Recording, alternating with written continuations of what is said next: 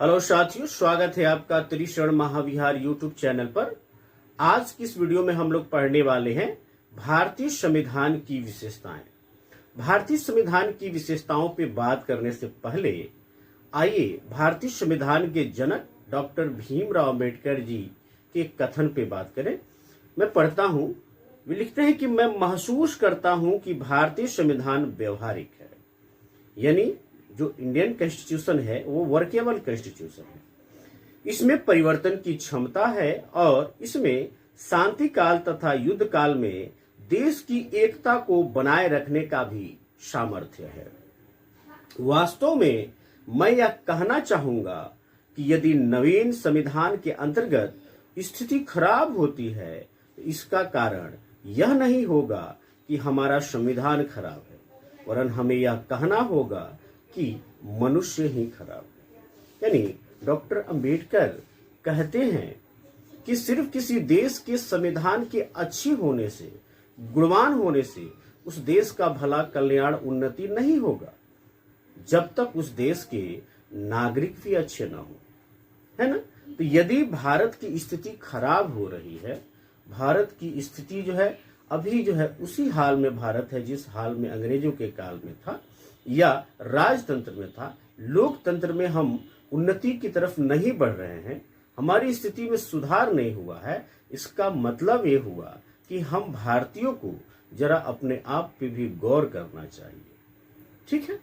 वैसे भारत का संविधान एक अनूठा संविधान है, अद्वितीय संविधान है, दुनिया के तमाम संविधानों की अच्छाइयों को समाहित किया हुआ संविधान है, सबसे बड़ा लिखित संविधान है भारत का संविधान। इतनी विशेषताओं को समाहित करने के बावजूद भी भारत की स्थिति सुधर नहीं रही है, तो जरा हमें अपने आप पे भी गौर करने की जरूरत है। ठीक है।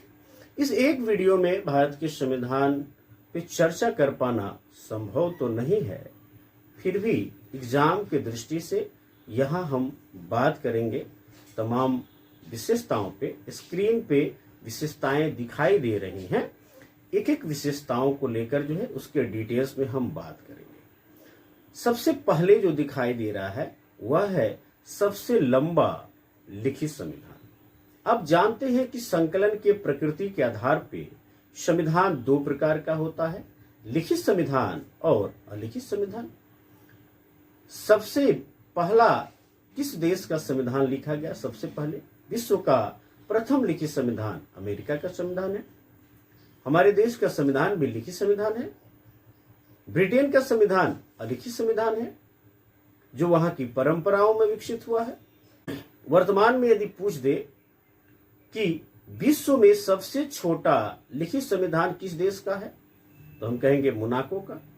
लेकिन अमेरिका का जो संविधान है वो विश्व का सबसे छोटा प्रथम लिखित संविधान है, उसमें 7 अनुच्छेद है। भारतीय संविधान की बात की जाए तो मूल संविधान में एक प्रस्तावना, 395 अनुच्छेद, 22 भाग और 8 अनुसूचियां थी। वर्तमान में एक प्रस्तावना तो है, लेकिन अनुच्छेदों की संख्या, भाग और अनुसूचियों की संख्या में बदलाव हो चुका है। लगभग 470 अनुच्छेद हैं, क ख मिलाकर इस तरह करेंगे तो। उसके बाद से जो 22 भाग थे वो 25 भाग हो गए हैं और जो 8 अनुसूचियां थी वो 12 हो चुकी हैं। तो कौन कौन सी अनुसूचियां जो है भारतीय संविधान में कब कब जोड़ी गई? 9वीं अनुसूची को प्रथम संविधान संशोधन के द्वारा जोड़ा गया 1951 में, 1951 में। 10वीं अनुसूची 52वें संविधान संशोधन के द्वारा जोड़ा गया 1985 में। 11वीं अनुसूची को 73वें संविधान संशोधन द्वारा 1992 में जोड़ा गया और 12वीं अनुसूची को 74वें संविधान संशोधन द्वारा 1992 में जोड़ा गया। यानी 1992 में ही 73वां और 74वां संविधान संशोधन हुआ। सर आइवर जेनिक्स ने भारतीय संविधान को विश्व का सबसे बड़ा एवं विस्तृत जो है संविधान कहा है। पहले संविधान में 22 भाग थे, अभी जो है 25 भाग हो चुके हैं। तो कौन कौन से अतिरिक्त भाग जोड़े गए? 4 भाग जोड़े गए, एक हटाया गया। जैसे 4 का क, इसमें मूल कर्तव्य है, फंडामेंटल ड्यूटी है, 42वें संविधान संशोधन 1976 में इसको जोड़ा गया। 14 का क है जिसमें अधिकरण है, इसको भी 42वें संविधान संशोधन के द्वारा जोड़ा गया। 9 का क है जो कि नगर पालिका से संबंधित है, 74वें संविधान संशोधन में 1992 में इसको जोड़ा गया। और 9 का ख है सहकारी समितियों से संबंधित, इसको 97वें संविधान संशोधन 2011 में जोड़ा गया। भाग जो 7 है, पहली अनुसूची के भाग ख के राज्य उसमें है, उसको जो है वह उसका एक मात्र अनुच्छेद है 238 को 7वें संविधान संशोधन 1956 के द्वारा जो है निश्चित किया गया। इन सभी बातों को पहले लिख ले हम लोग, उसके बाद इसी के अंतर्गत अभी इसी विशेषता के अंतर्गत बात करेंगे कि हमारे देश का संविधान इतना व्यापक है, इतना विस्तृत है, इसके पीछे का कारण क्या है, कॉज क्या है। तो पहले मैं इसको लिखता हूं, ठीक है। तो पहला क्या है,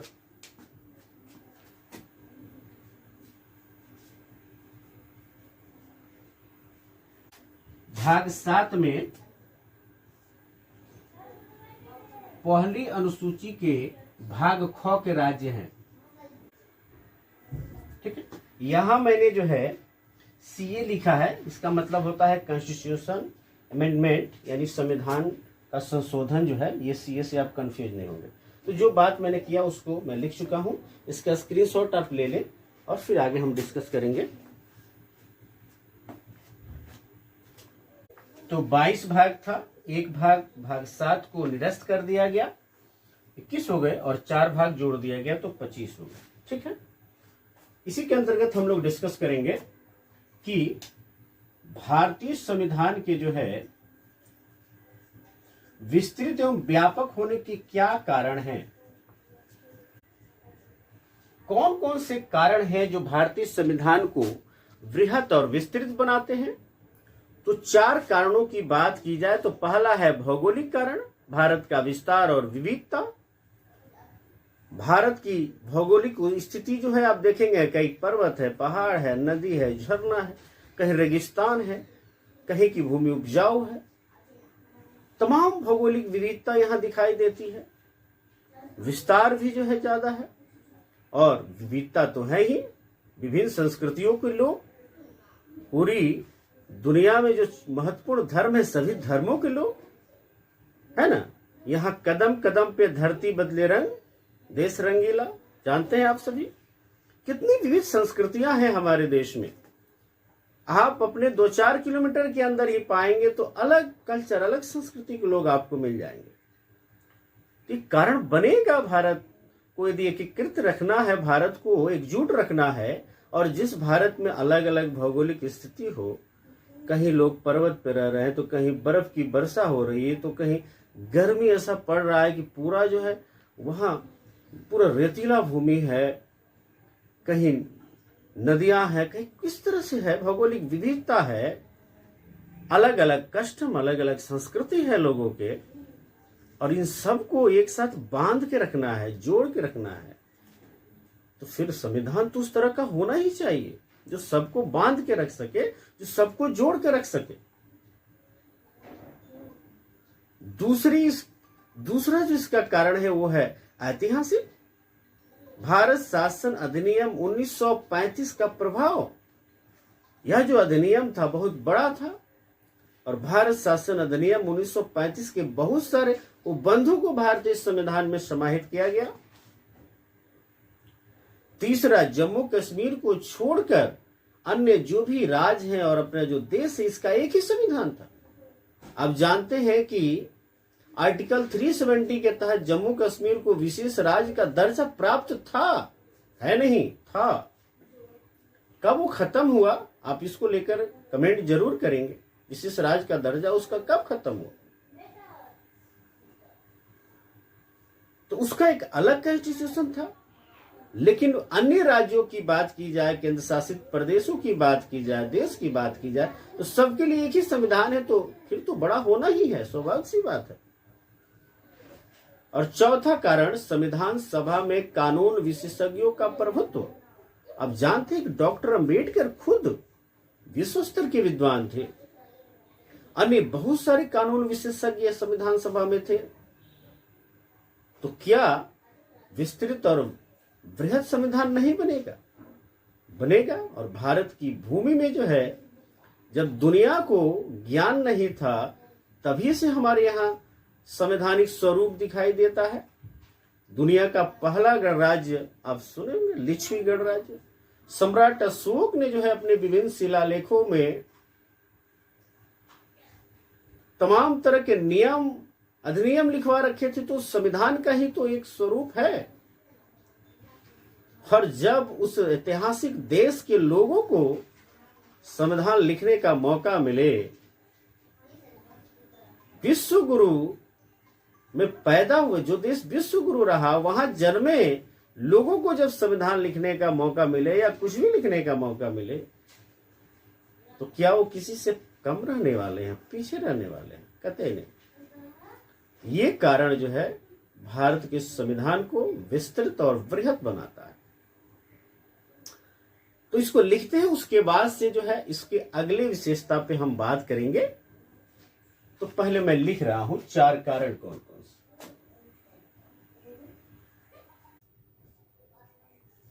ठीक है, तो इसका भी आप स्क्रीनशॉट ले लें।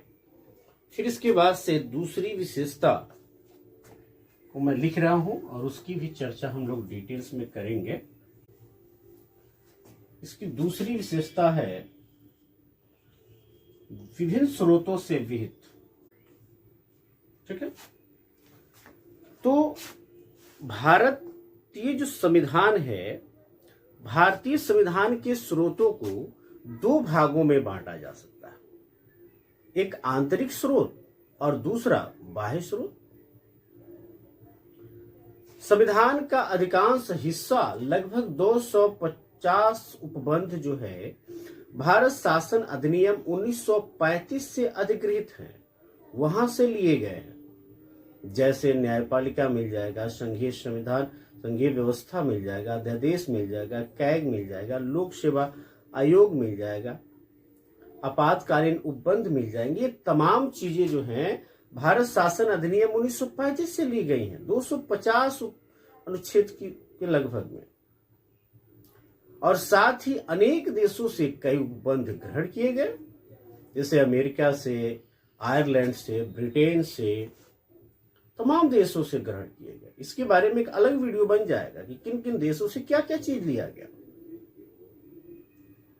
डॉक्टर अंबेडकर ने गर्व के साथ घोषणा किया था कि भारत के संविधान का निर्माण विश्व के विभिन्न संविधानों को छानने के बाद किया गया है।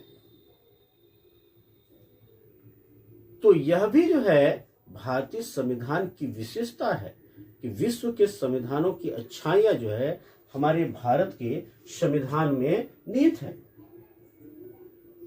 ठीक है, तो आइए इसको मैं लिख देता हूं। किया गया है। ठीक है, तो इसका भी आप स्क्रीनशॉट ले लें। इसके बाद से जो है हम लोग तीसरी विशेषता की बात करेंगे। तीसरी विशेषता है नम्यता एवं अनम्यता का मिश्रण। संशोधन की प्रकृति के आधार पर संविधान जो है 2 प्रकार का होता है, नम्य संविधान और अनम्य संविधान। नम्य संविधान को लचीला या सुपरिवर्तनशील कहते हैं और अनम्य को कठोर या दुष्परिवर्तनशील भी कहते हैं। तो भारत का संविधान न तो लचीला है और न ही कठोर है, बल्कि दोनों का मिला जुला रूप है। भारत का संविधान जब आप पढ़ेंगे तो जो आर्टिकल 368 है उसमें 2 तरह के संशोधनों का प्रावधान है। क्या है 2 तरह का? कुछ उपबंधों को संसद में विशेष बहुमत से संशोधित किया जा सकता है, जैसे दोनों सदनों में उपस्थित और मतदान में भाग लेने वाले सदस्यों का 2/3 बहुमत और प्रत्येक सदन में कुल सदस्यों का बहुमत मिले तो फिर संशोधन हो सकता है।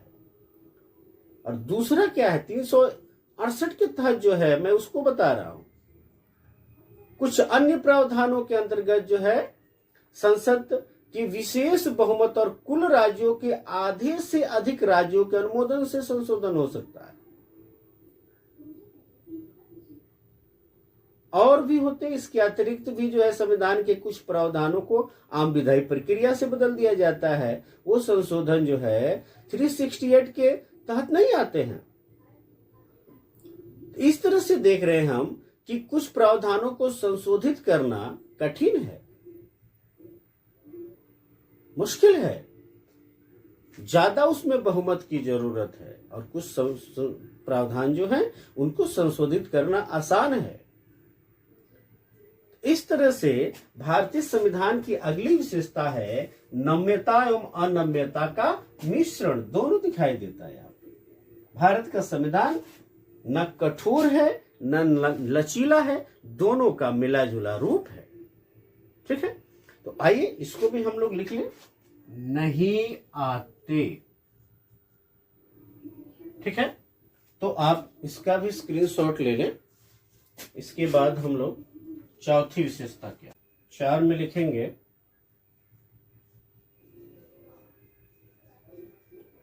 एकात्मकता की ओर झुकाव के साथ संघीय व्यवस्था। ये क्या है भाई? तो भारत का जो संविधान है, भारतीय जो संविधान है, वो संघीय सरकार की स्थापना करता है, संघीय सरकार की स्थापना करने का कार्य करता है।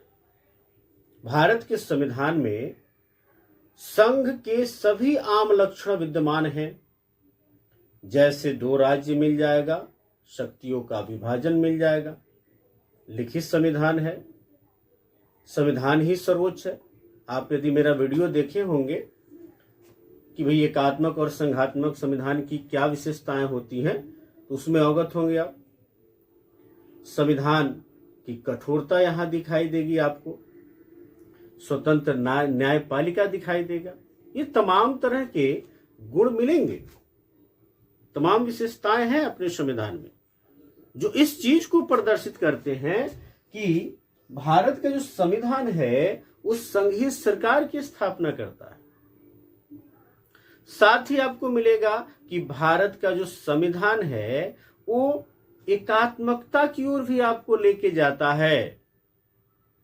गैर संघीय लक्षण भी हमारे संविधान में दिखाई देते हैं, जैसे हमारे यहां केंद्र सशक्त है, एक सशक्त केंद्र है,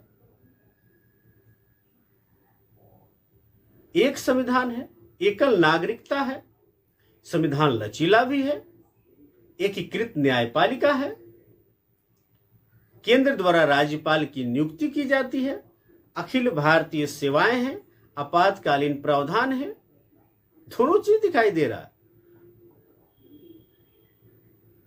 फिर भी अपने संविधान में कहीं भी संघीय शब्द का इस्तेमाल नहीं किया गया है।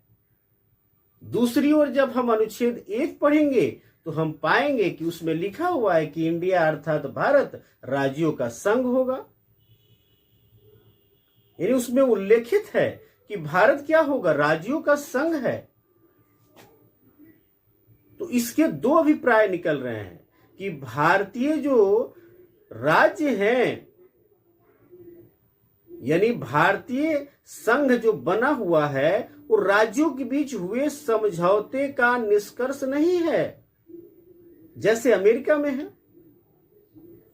वे हमारे देश के अभिन्न हिस्सा हैं, उनसे हमारा कोई समझौता नहीं हुआ है ना। वे हमारे देश के अभिन्न अंग हैं।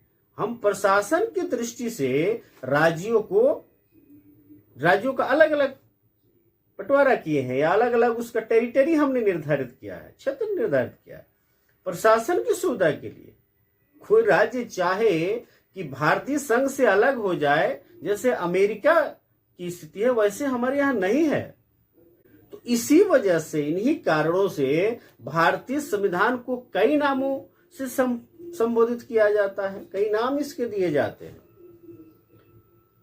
कहा जाता है कि एकात्मकता की भावना में संघ है, या इसको अर्ध संघ कहा जाता है, क्वासी फेडरल, कैसिवियर ने कहा, बार्गेनिंग फेडरलिज्म, मॉरिस जोन्स बोले, सहकारी संघवाद, कोऑपरेटिव फेडरलिज्म ग्रेनविल स्टीन बोले। यह एक ऐसा संघ है जिसमें केंद्रीकरण की सशक्त प्रवृत्ति है। सर आइवर जेनिंग्स ने इस बात को बोला।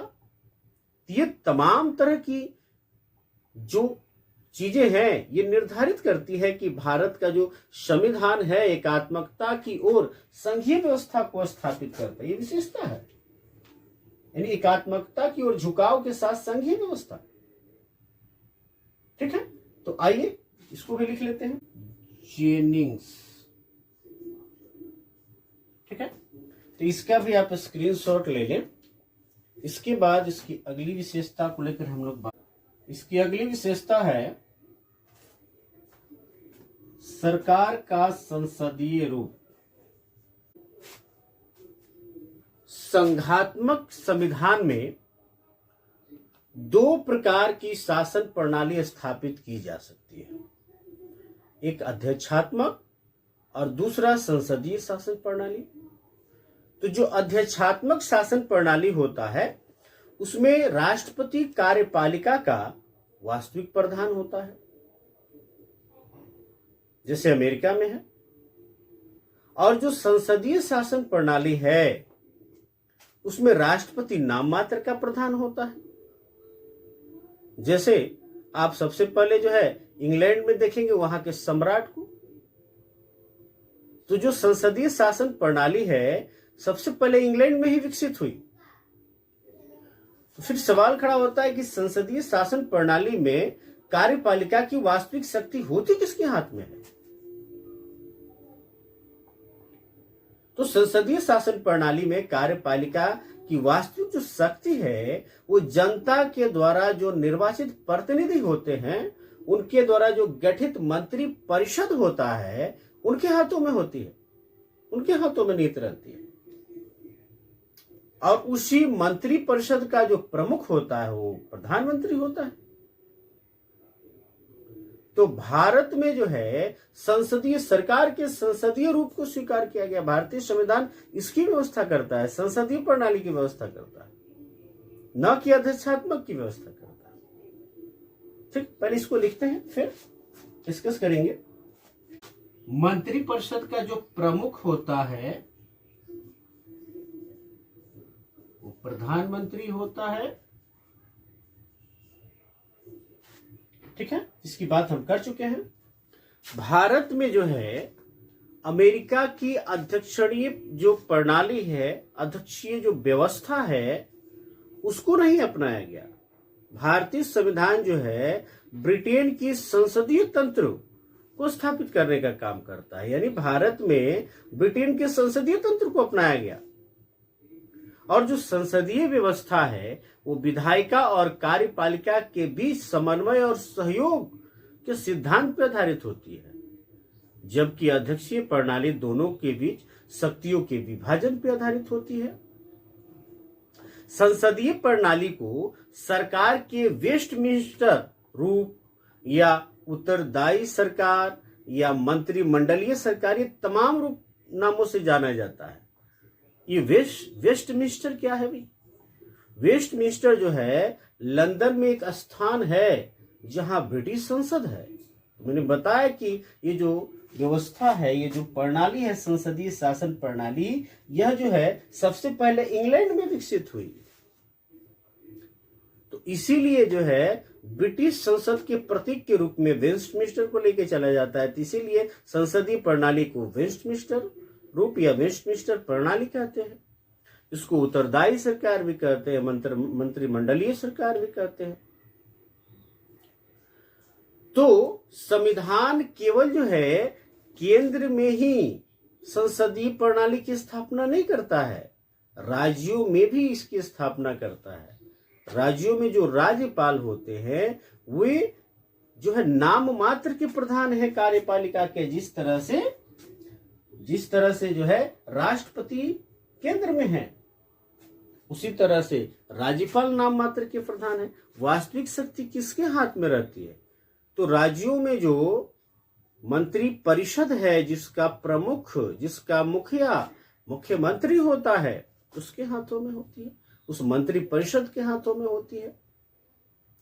तो चूंकि संसदीय सरकार में प्रधानमंत्री की महत्वपूर्ण भूमिका है, यहां प्रधानमंत्री को जो है ज्यादा पावरफुल दिखाया गया है, इसीलिए इसको प्रधानमंत्री सरकार भी कहते हैं, है ना। तो इन चीजों को भी यहां लिख लेना जरूरी है। प्रधानमंत्री सरकार कहते हैं।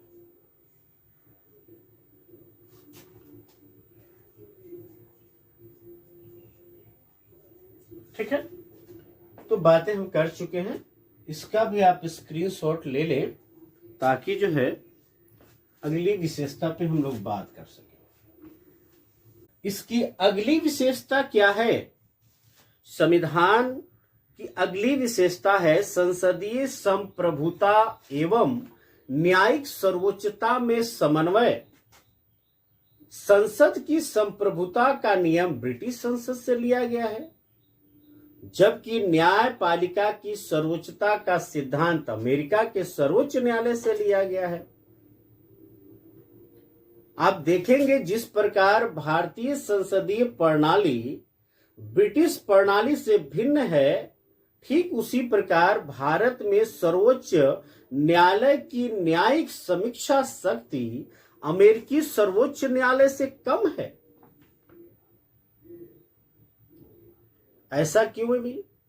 ऐसा इसलिए क्योंकि अमेरिका के संविधान में विधि की नियत प्रक्रिया का प्रावधान है, जबकि भारत का जब संविधान आप पढ़ेंगे तो देखेंगे कि विधि द्वारा स्थापित प्रक्रिया का प्रावधान है, आर्टिकल 21 में मिलेगा। तो इसलिए भारतीय संविधान निर्माताओं ने ब्रिटेन की संसदीय जो संप्रभुता है और अमेरिका की जो न्यायिक सर्वोच्चता है, उस दोनों के बीच समन्वय स्थापित करने का काम किया। एक ओर जहां सर्वोच्च न्यायालय अपनी न्यायिक समीक्षा शक्तियों के तहत संविधान विरुद्ध संसदीय कानूनों को असंवैधानिक घोषित कर सकती है, वहीं दूसरी तरफ संसद अपने संवैधानिक शक्तियों के बल पर संविधान के बड़े भाग को संशोधित कर सकती है और न्यायपालिका की शक्तियों को सीमित कर सकती है।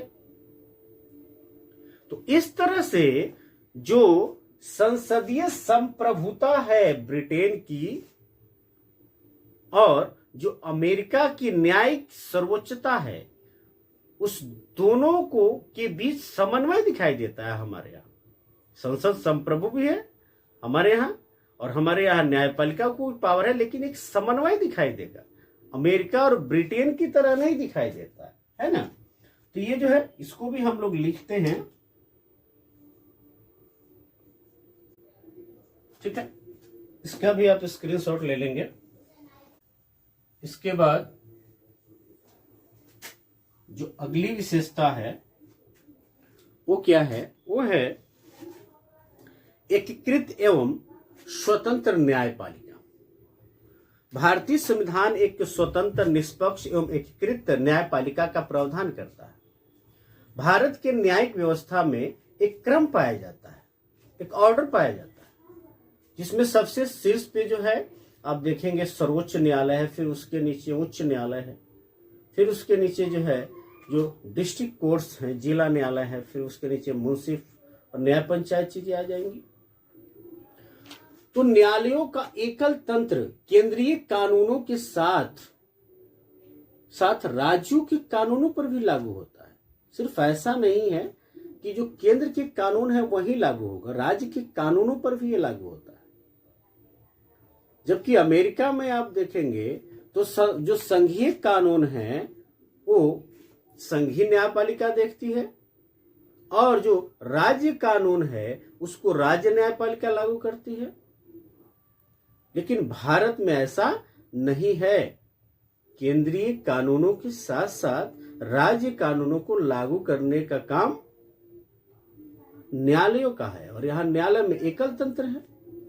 हमारे देश में एक सुप्रीम कोर्ट है, आप जानते हैं, सर्वोच्च न्यायालय। 25 जो है उच्च न्यायालय है, उसके नीचे जो है फिर जिला न्यायालय, फिर उसके अधीनस्थ जो है मुंसिफ और न्याय पंचायत आएगी, है ना। इसको पहले लिख लेते हैं।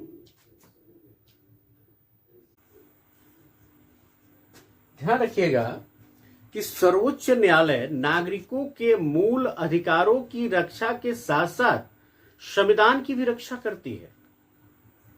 इसके लिए जो है संविधान में न्यायाधीशों की नियुक्ति, वेतन, भत्ता तथा पद से हटाए जाने के संबंध में स्पष्ट प्रावधान किया गया है, जिससे कि उन पर सरकार द्वारा किसी प्रकार का दबाव न डाला जा सके, है ना। नहीं तो सरकार फिर दबाव डालेगी और उनके फैसले, उनकी न्याय व्यवस्था प्रभावित हो सकती है। तो एकीकृत एवं स्वतंत्र न्यायपालिका अगली विशेषता थी। इसके बाद जो है कि विशेषता की बात करेंगे हम लोग। अगला है मौलिक अधिकार।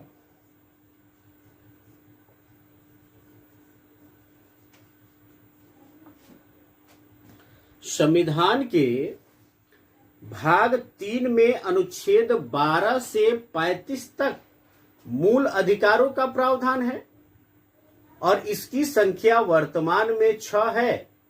पहले इसकी संख्या 7 थी। मूल अधिकार जो है अमेरिका के संविधान से लिया गया है।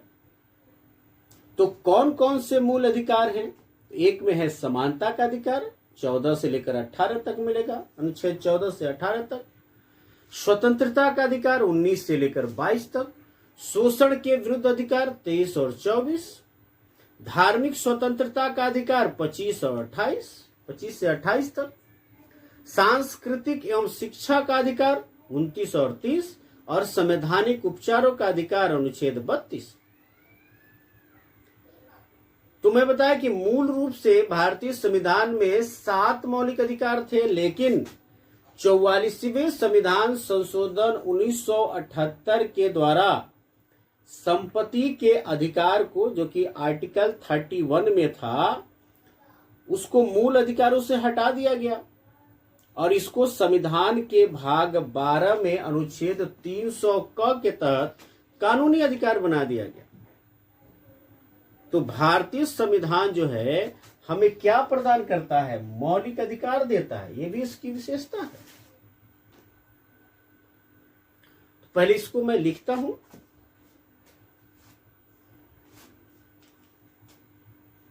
वैसे आपको ध्यान रखना है कि मौलिक अधिकार, मौलिक कर्तव्य, राज्य के नीति निर्देशक तत्व, तमाम विशेषताओं पे जो है अलग से भी वीडियो बनेगा, है ना।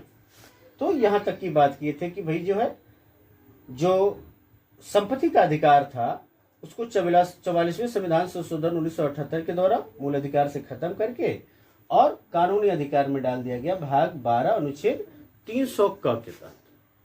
मौलिक अधिकार जो है कार्यपालिका और विधायिका के मनमाने कानून पर निरोधक की तरह काम करता है। मौलिक अधिकार का उल्लंघन होने पर इन्हें जो है न्यायालय के माध्यम से लागू कराया जा सकता है।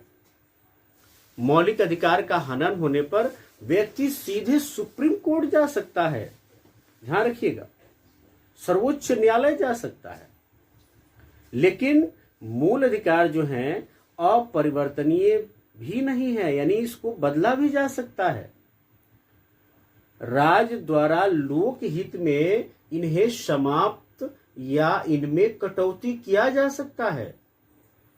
अनुच्छेद 20-21 द्वारा जो प्रदत्त अधिकार है उसको छोड़कर राष्ट्रीय आपातकाल के दौरान इन्हें स्थगित किया जा सकता है। तो अनुच्छेद 20 में क्या है? अपराध के लिए दोष सिद्धि के संबंध में संरक्षण है। अनुच्छेद 21 में जो है वो प्राण एवं दैहिक स्वतंत्रता है। तो आप लिखते भी रहेंगे, लिखते रहने से समय भी ज्यादा लग रहा है, तो आप नोट करते रहेंगे चीजों को और सुनते रहेंगे, ठीक है। तो इसको मैं क्लीन करता हूं, फिर जो है अगले गुण की बात की जाएगी। अगला जो है वो है राज्य के नीति निर्देशक सिद्धांत। तो सबसे पहले तो आप याद रखिए कि इसे आयरलैंड के संविधान से लिया गया है और डॉक्टर बी आर अम्बेडकर के अनुसार राज्य के नीति निर्देशक सिद्धांत भारतीय संविधान की अनूठी विशेषता है। इसका उल्लेख संविधान के भाग 4 में अनुच्छेद 36 से 51 तक किया गया है और इन्हें मोटे तौर पे 3 वर्गों में विभाजित किया जा सकता है। सामाजिक, गांधीवादी और उदार बौद्धिक 3 विभागों में बांटा गया है। अनुच्छेद 36 से 51 तक संविधान के भाग 4 में है। इसे आयरलैंड के संविधान से लिया गया है। नीति निर्देशक तत्वों का कार्य सामाजिक व आर्थिक लोकतंत्र को बढ़ावा देना है। इसका उद्देश्य जो है भारत में कल्याणकारी राज्य की स्थापना करना है। हालांकि मौलिक अधिकारों की तरह इन्हें कानूनी रूप में लागू नहीं किया जा सकता। संविधान में कहा गया है कि देश की शासन व्यवस्था में ये सिद्धांत मौलिक है और यह देश की जिम्मेदारी है कि वह कानून बनाते समय इन सिद्धांतों को अपनाए। किनको? राज्य के नीति निर्देशक सिद्धांतों को अपनाए। इसलिए इसे लागू कराना राज्य का नैतिक कर्तव्य है ना। ऑस्टिन जो है इन सिद्धांतों को राज्य की आत्मा कहते हैं। यानी जो नीति निर्देशक सिद्धांत है इसको ऑस्टिन क्या कहते हैं? राज्य की आत्मा कहते हैं। तो 9 नंबर है राज्य का नीति निर्देशक सिद्धांत। मिनर्वा मिल्स मामला 1980 में सर्वोच्च न्यायालय ने कहा कि भारतीय संविधान की नींव मौलिक अधिकारों और नीति निर्देशक सिद्धांतों के संतुलन पर रखी गई है ना। फिर उसके बाद अगली विशेषता भारतीय संविधान की है मौलिक कर्तव्य, फंडामेंटल ड्यूटीज। और मौलिक कर्तव्य का समावेश जो है मूल संविधान में नहीं था।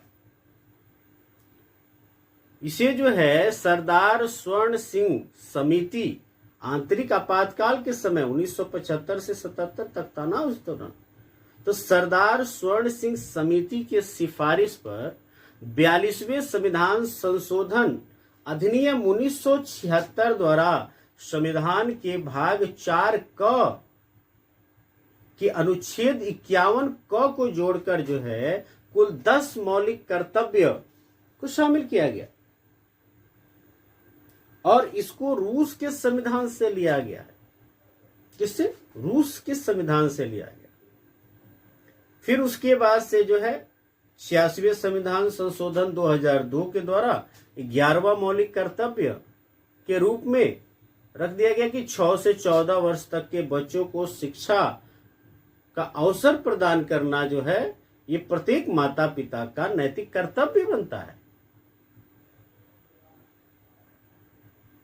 तो मौलिक कर्तव्य है, फंडामेंटल ड्यूटी है। मौलिक कर्तव्य आपके स्क्रीन पे दिख रहे होंगे।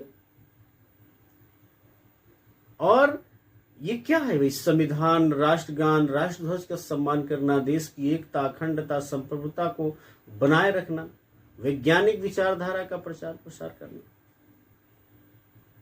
तो मौलिक कर्तव्य भी हमारे संविधान की क्या है?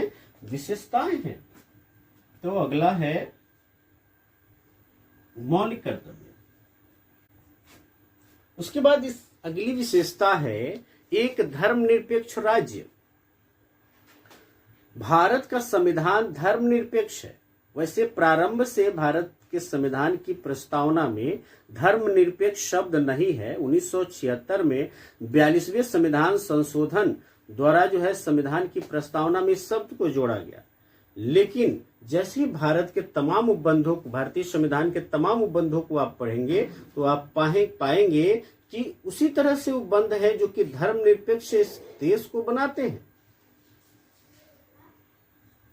तो ऐसा नहीं मानेंगे कि बाद में जोड़कर जो है इसको धर्मनिरपेक्ष बनाया गया। ये पहले से ही है।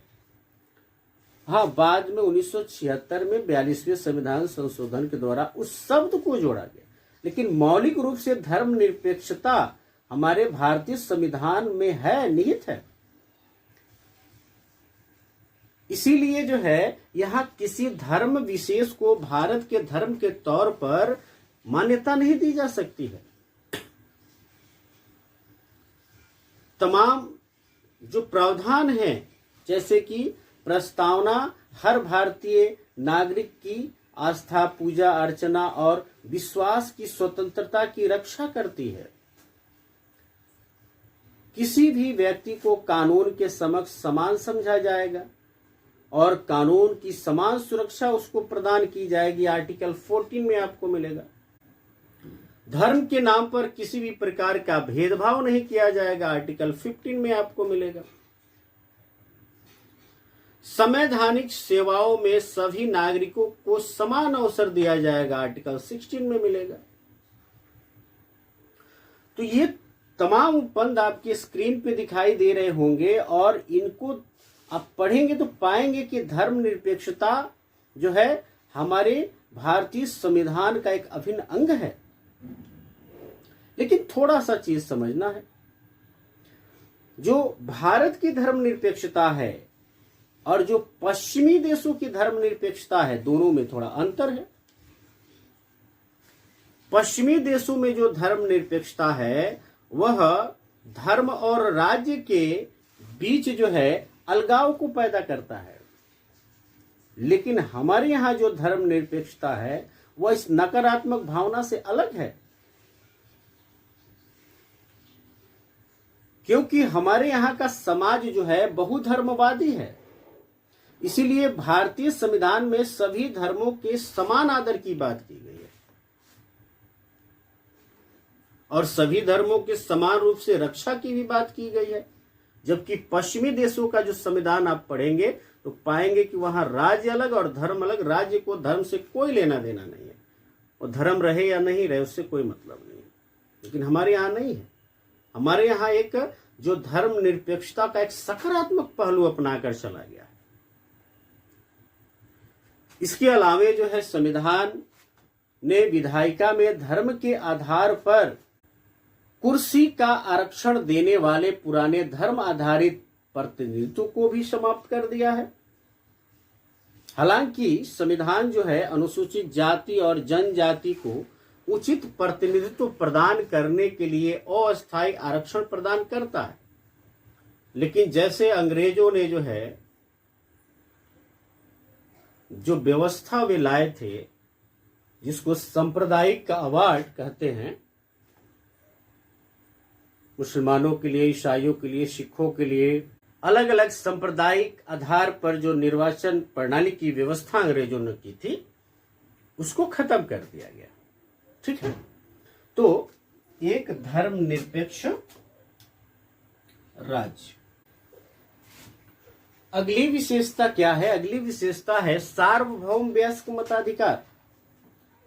भारतीय संविधान द्वारा जो है राज्य विधानसभा और लोक विधानसभा के चुनाव में जो है सार्वभौम वयस्क मताधिकार को अपनाया गया है। यानी कोई भी व्यक्ति, भारत का कोई भी व्यक्ति, चाहे वो किसी भी जाति, किसी भी धर्म, किसी भी नस्ल, किसी भी क्षेत्र का हो, यदि वह 18 वर्ष का है, यदि वो वयस्क है, तो वो वोट देने का अधिकारी है, उसके पास मत देने का अधिकार है। वैसे ही 18 वर्ष वाला जो 21 वर्ष था, लेकिन 61वें संविधान संशोधन 1988 में जो हुआ था उसके द्वारा 1989 से 21 वर्ष को घटाकर 18 वर्ष कर दिया गया। तो सार्वभौम वयस्क मताधिकार भी मिला हुआ है। यह विशेषता है, यह बहुत बड़ी बात है।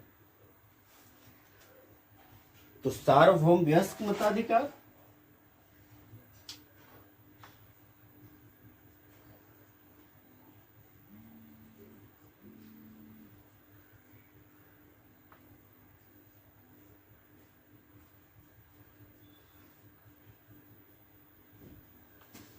अगली विशेषता क्या है? अगली विशेषता है एकल नागरिकता। हम लोग जानते हैं कि भारतीय संविधान फेडरल है और दो लक्षण, एकल और संघीय, का प्रतिनिधित्व करता है। दो लक्षण इसमें दिखाई देते हैं। लेकिन नागरिकता की बात की जाए तो हमारे देश में एकल नागरिकता का प्रावधान है। दूसरी ओर यदि अमेरिका की बात की जाए तो अमेरिका में ऐसा नहीं है। वहां जो भी व्यक्ति हैं उनके पास दोहरी नागरिकता है। एक तो उनके देश की नागरिकता है और एक राज्य की नागरिकता है, तो दोनों लाभ वे लेते हैं। लेकिन जो है अपने यहां भारत में एकल नागरिकता का प्रावधान है। भारत में रहने वाला व्यक्ति चाहे वो किसी भी राज्य का हो, किसी भी क्षेत्र का हो, कहीं भी पैदा हुआ हो, तो उसको पूरे देश की नागरिकता मिलेगी। एक समान उसको राजनैतिक है ना और नागरिक अधिकार प्राप्त होंगे। उससे कोई भेदभाव नहीं किया जाएगा। इस तरह का प्रावधान है। इतना कुछ होने के बावजूद भी अपने देश में आप आए दिन देखते हैं कि दंगे होते हैं, धर्म के नाम पे, जाति के नाम पे, क्षेत्र के नाम पे, संप्रदाय के नाम पे, भाषाई विवाद होते हैं, है ना। ये सभी असामाजिक तत्वों के द्वारा फैलाए जाते हैं, करवाए जाते हैं। इसका मतलब ये हुआ कि जो हमारे संविधान के निर्माता थे, उन्होंने जो ख्वाब देखा था, जो सपना देखा था, एक एकीकृत और एक संगठित भारत का, एक मजबूत राष्ट्र का, वो अभी पूरा नहीं हुआ है। तभी तो क्षेत्र और जाति के झगड़े होते हैं, तभी तो भाषाई विवाद होता है। तो क्या था? एकल नागरिकता। अगली विशेषता है स्वतंत्र निकाय। भारतीय संविधान न केवल विधायिका, कार्यपालिका एवं सरकार, चाहे वो राज्य की सरकार हो या केंद्र की सरकार हो, तथा न्यायिक अंग ही उपलब्ध कराता है। इसके साथ साथ कुछ स्वतंत्र न्याय जो निकाय हैं उनकी भी स्थापना करता है भारतीय संविधान। और इन्हें संविधान ने भारत सरकार के लोकतांत्रिक जो तंत्र है उसके महत्वपूर्ण स्तंभों के रूप में रखने का काम किया है। ये स्वतंत्र हैं। संत कौन कौन से हैं?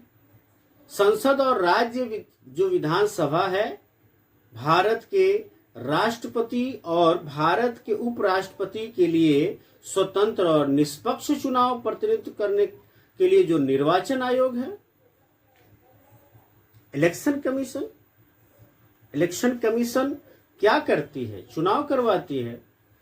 अब विधानसभा का चुनाव हो या लोकसभा का चुनाव हो, राष्ट्रपति का चुनाव हो या उपराष्ट्रपति का चुनाव हो, उसको करवाती है और ये स्वतंत्र है। उसके साथ साथ राज्य और केंद्र सरकार के जो खाते हैं, उन खातों के देखभाल के लिए भारत का नियंत्रक एवं महालेखाकार है स्वतंत्र निकाय के रूप में। ये जनता के पैसे के संरक्षक होते हैं और सरकार द्वारा जो भी खर्च किया जाता है उन खर्चों की वैधानिकता और उनके उचित होने पर टिप्पणी करते हैं। कितना वैधानिक खर्च हो रहा है, नहीं कितना इलीगल खर्च हो रहा है। तो भारत का नियंत्रक एवं महालेखाकार स्वतंत्र निकाय है। उसके अलावा राज्य जो संघ लोक सेवा आयोग है, राज्य लोक सेवा आयोग है, संघ लोक सेवा आयोग अखिल भारतीय सेवाओं और उच्च स्तरीय जो केंद्रीय सेवाओं के लिए भर्ती वगैरह निकालते हैं, यूपीएससी, यदि आप प्रिपरेशन कर रहे होंगे तो, तथा अनुशासनात्मक मामलों पर राष्ट्रपति को सलाह देते हैं। और जो स्टेट पीसीएस है, जो राज्य लोक सेवा आयोग है, बिहार के हैं तो बीपीएससी, यूपी के हैं तो यूपीपीएससी, अलग अलग राज्यों के लिए। इनका काम है राज्य में जो राज्य है, जो प्रांत है, उन राज्य के लिए सेवाओं की भर्ती हेतु परीक्षाओं का आयोजन करना, अनुशासनात्मक मामलों पर राज्यपाल को सलाह देना, इस प्रकार से हमने देखा जो भारतीय संविधान है उसकी विशेषता है कि वो स्वतंत्र निकायों को भी स्थापित करने का काम करता है। तो अगली विशेषता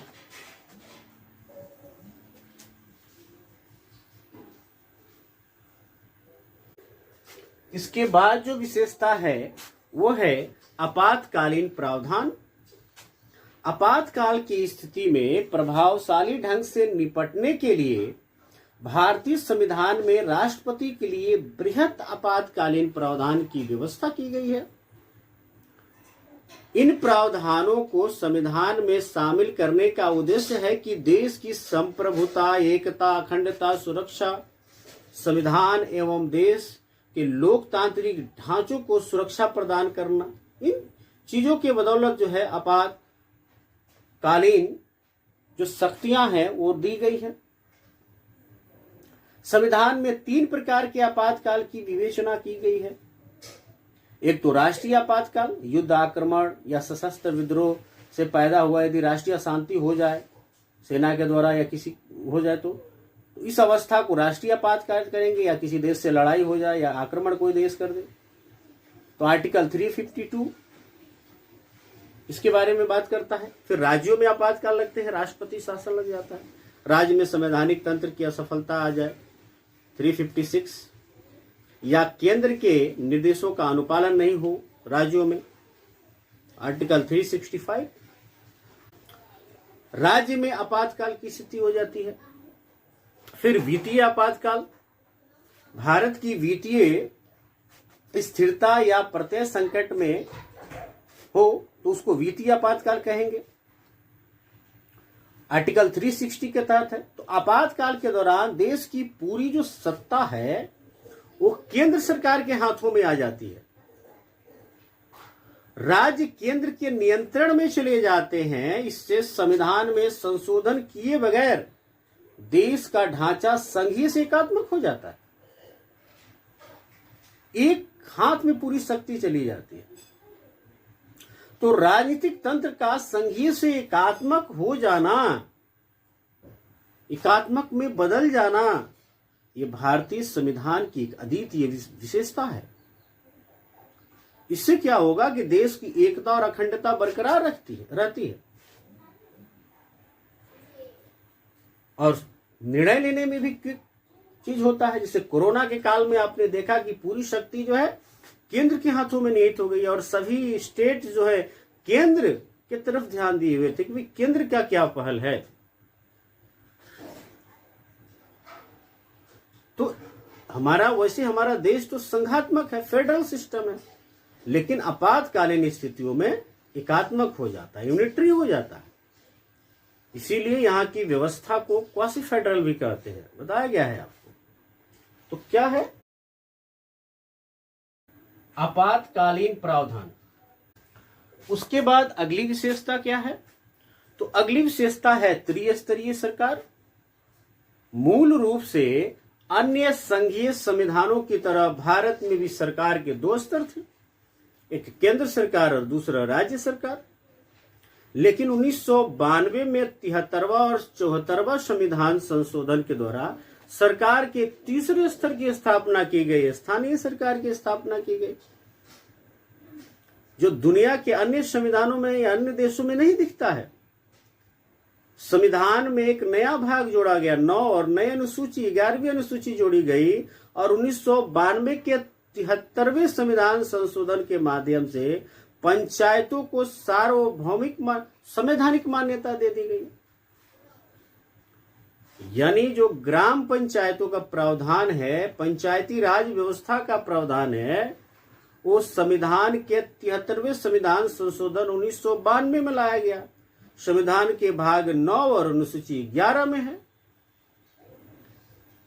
उसके बाद 74वां संविधान संशोधन उसी साल हुआ, उसी समय, और संविधान में भाग 9A जोड़ा गया और अनुसूची 12 के तहत जो शहरों में स्थानीय सरकारें हैं, जिसको नगर पालिका कहते हैं, उनको संवैधानिक मान्यता प्रदान की गई। तो हमारे यहाँ सरकार की 3 स्तर दिखाई देती है। सबसे ऊपर केंद्र सरकार, यानी केंद्र सरकार है, फिर राज्य सरकार, फिर स्थानीय सरकारें हैं। गांवों में ग्राम पंचायत और शहरों में जो है नगर पालिका, नगर परिषद, यही दिखाई देते हैं। तो त्रिस्तरीय सरकार। और एक और विशेषता की बात कर लेते हैं, वो है सहकारी समितियां। जो अंतिम विशेषता होगी आज के इस वीडियो के लिए, सहकारी समितियां। 97वें संविधान संशोधन 2011 में सहकारी समितियों को संवैधानिक दर्जा और संरक्षण प्रदान करने का काम किया गया और इसके लिए जो है 3 परिवर्तन संविधान में किए गए। इसमें सहकारी समिति गठित करने के अधिकार को मौलिक अधिकार बना दिया गया आर्टिकल 19 में। इसमें एक नया राज्य का नीति निर्देशक तत्व जोड़ा गया सहकारी समितियों के प्रोत्साहन के लिए, आर्टिकल 43 का जो ठ है। और इसमें जो है संविधान में एक नया भाग 9B जोड़ा गया सहकारी समिति शीर्षक के नाम से। अनुच्छेद 243 ZS से लेकर अनुच्छेद 243 ZT तक। तो सहकारी समितियों का भी आप निर्माण कर सकते हो, उसको भी संवैधानिक संरक्षण प्रोटेक्शन मिला हुआ है। ये भी हमारे भारतीय संविधान की एक विशेषता है, एक अनूठी विशेषता है। तो इस प्रकार आज के इस क्लास में साथियों हम लोगों ने जो है संविधान की विशेषता पर बात किया। मैं पहले ही आपको कह चुका हूं कि किसी 1 घंटे या 1.5 घंटे के वीडियो में भारतीय संविधान की पूरी विशेषता पे डिस्कस कर लेना संभव नहीं है। फिर भी मैंने जो है छोटा सा प्रयास किया है। और अंत में इस क्लास को फिनिश करने से पहले मैं भारतीय संविधान के जनक डॉक्टर भीमराव अंबेडकर जी के एक कोटेशन को मैं पढ़ना चाहूंगा। उन्होंने कहा था कि संविधान चाहे कितना हो अच्छा हो, यदि उसको अमल में लाने वाले लोग, उसको इस्तेमाल में लाने वाले लोग अच्छे नहीं होंगे तो वह संविधान अंततः अच्छा साबित नहीं होगा। आजादी के 77 साल बाद भी जब देश जो है अपना 75वां गणतंत्र दिवस मना रहा है, इतने दिनों के बाद भी एक अभियान गीत अपने देश पे जो एकदम फिट बैठता है कि 100 में 70 आदमी फिलहाल जब नासाद है। नासाद का मतलब है सुविधा विहीन, वंचित, कष्ट में, दर्द में है कि 100 में 70 आदमी फिलहाल जब नासाद है, दिल पे रख के हाथ कहिए देश क्या आजाद है। हम भारतीयों को जरूर सोचना चाहिए, जरूर इस पे विचार करनी चाहिए कि आखिर हम सत्ता के बागडोर किनके हाथों में सौंप रहे हैं। कहीं हम धर्म, जाति, क्षेत्र से ग्रसित तो नहीं है। इससे बाहर निकलिए और एक भारतीय होने के नाते एक ऐसे व्यक्ति को आप सपोर्ट कीजिए जो देश के लिए, संविधान के लिए और भारतीयों के लिए जीता हो, इस देश के उन्नति और उत्थान का ख्वाब देखता हो, इस देश को धर्म और जाति के झगड़ों में डालने वाला न हो, ताकि यह भारत देश अपनी खोई हुई विरासत, स्वर्णिम भारत, सोने की चिड़िया को प्राप्त कर सके और विश्व गुरु की स्थिति तक पहुंच सके। आप सभी ने इस वीडियो को देखा, इसके लिए आपको बहुत बहुत धन्यवाद। Thank you for watching this video.